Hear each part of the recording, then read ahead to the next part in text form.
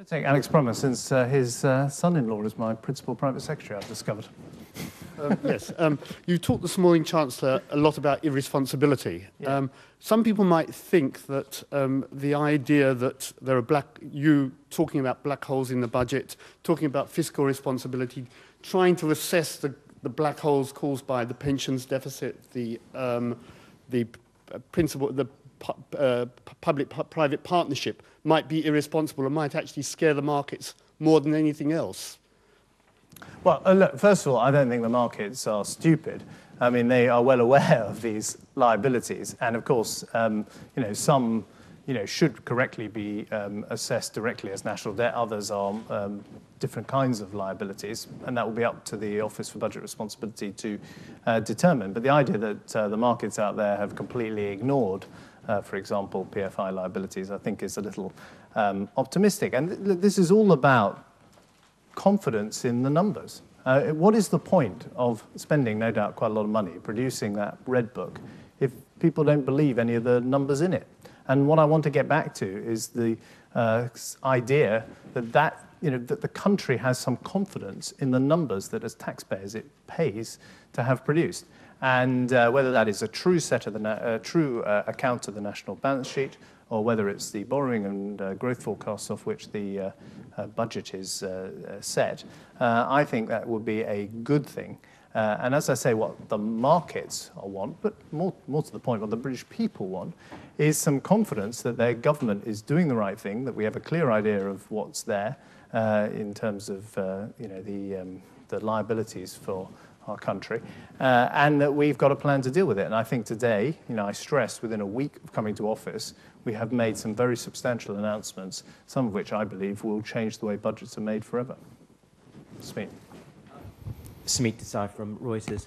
You've said that the Treasury advised that it would be okay to take £6 billion out of the economy this year. Have they also given any advice on what kind of cuts will be needed to non-ring-fenced departments in the years ahead? And if so, what kind of numbers have they been talking about?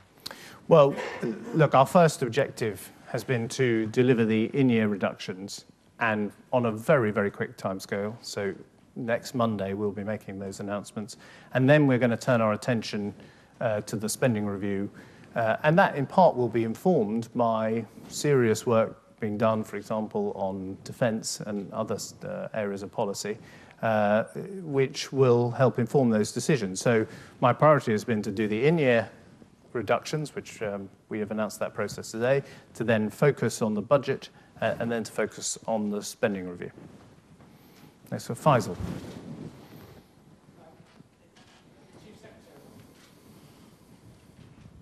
I'm Channel 4 News. The Chief Secretary and the Business Secretary mentioned that some of this £6 billion would be recycled or redeployed. Yeah. Does that not mean that these cuts aren't £6 billion, they're 5 point something or 4 point? I mean, and do you have a scale on these cuts as well? And secondly, have you actually set the fiscal mandate?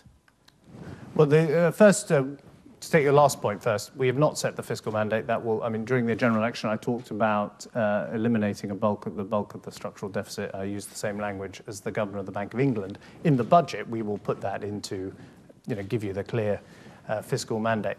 And that will be, again, the mandate against which the OBR will judge us. As part of the coalition agreement, the Liberal Democrats wanted a portion of the savings used for things like the cancellation of backdated business rates. And I've been very willing to consider that. But we make clear today that the great majority of the in-year savings will be used to reduce the deficit. You will have to wait until next week to see exactly how Well, it is the great majority of the in-year savings, and it is consistent with the terms of the coalition agreement, which made that absolutely clear. Larry. Just 2 points, really. One about where you expect the growth to come from in the private sector once you've made the cuts in the public sector, because obviously public demand has actually kept the economy going over the last couple of years. Given that you want to obviously to reorientate growth towards exports, how is that going to be possible when our main export market is actually doing very, very badly, Europe? So I just wondered how you expect to see this spontaneous improvement in the private sector, given what you're going to be doing to the public sector. Just a question about process as well. what would happen if Sir Alan said that you weren't actually going to hit your fiscal forecast, but actually to do them would actually to damage the economy, would actually to lower growth and actually make the long-term position worse? Would you then override him in the interests of the greater economy, or would you actually just go ahead with the spending cuts in those circumstances?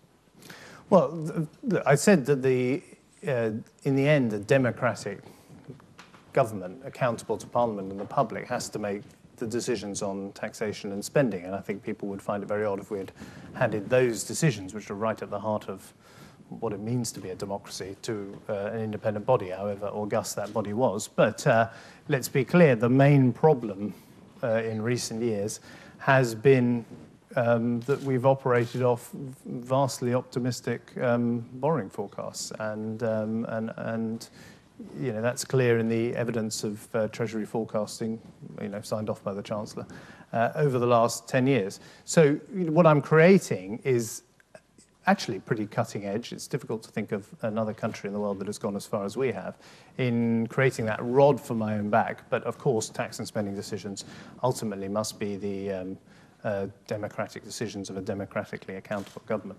When it comes to growth, look, I think this is the big challenge for this government, which is where is the growth going to come from when over the last 10 years, 2/3 of all the jobs created in this economy were in some way associated with additional public expenditure. And as the former Chief Secretary to the Treasury, apparently in a letter to David, has admitted the money has run out.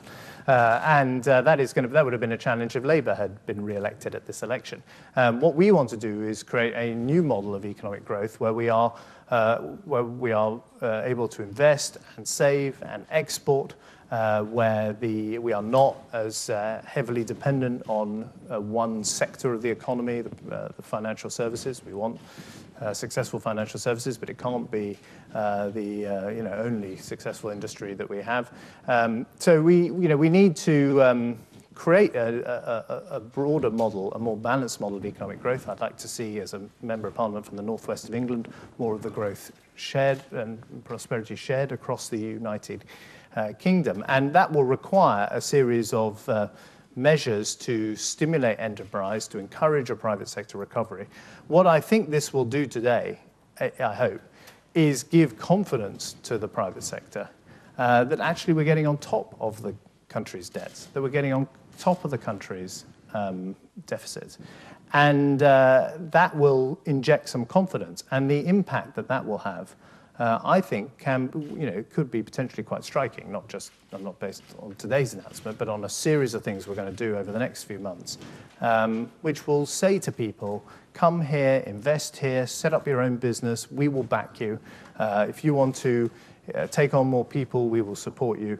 And, because of what happened during the general election was I found myself visiting an awful lot of small and medium-sized businesses across the country in a very, very concentrated period of time.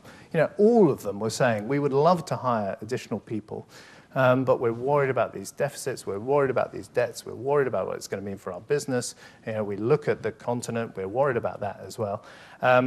And I want to put that right, and that is part of what today is all about. Of course, the situation in Europe, on the continent of Europe, is concerning. Later today, I'm going to be going to my first ECOFIN meeting where this will be discussed. I was part of a conference call of G7 finance ministers on Friday.